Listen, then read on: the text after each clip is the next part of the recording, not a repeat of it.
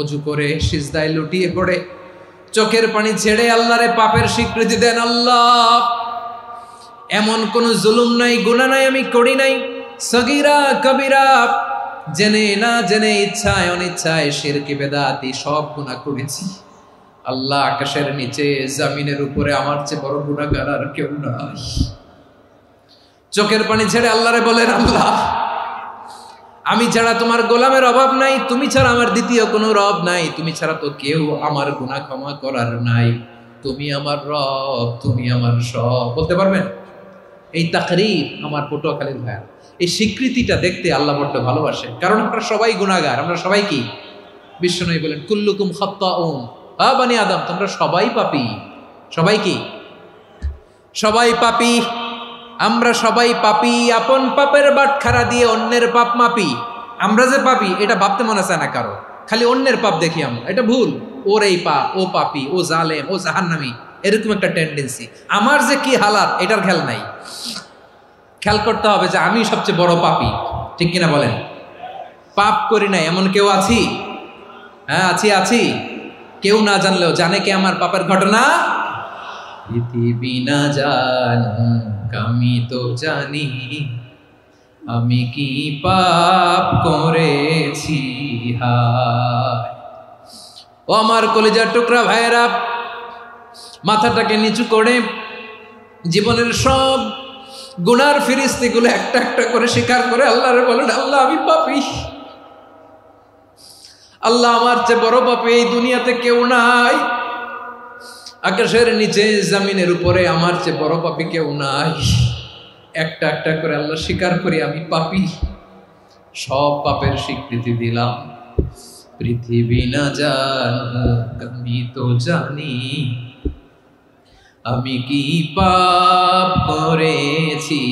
হায় আমার পাপের করলে বিচার, বাঁচার আমার নাই উপায়।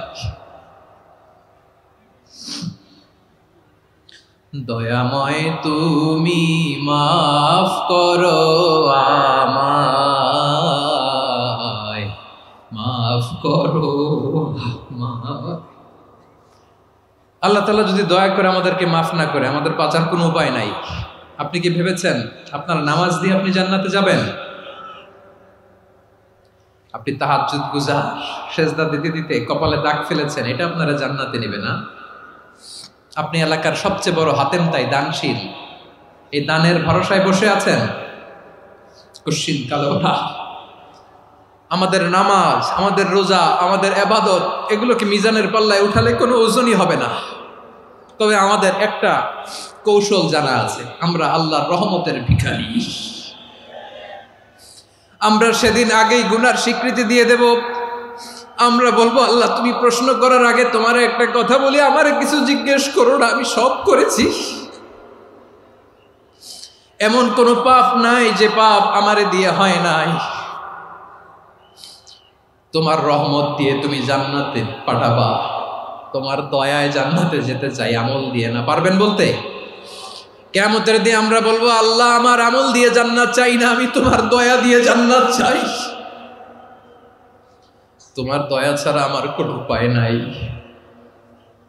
কারণ আল্লাহ যদি বিচার করে, বাঁচার কারো উপায় নাই। আল্লাহ যদি বলে ফেলেন তুই এটা করলি কেন, ওখানে গেলি কেন, কোরআনে 1000 বার নিষেধ করলাম তারপরেও এই পাপে জড়ালি কেন, এরকম প্রশ্ন ছুড়ে দিলে আমার উত্তর আছে?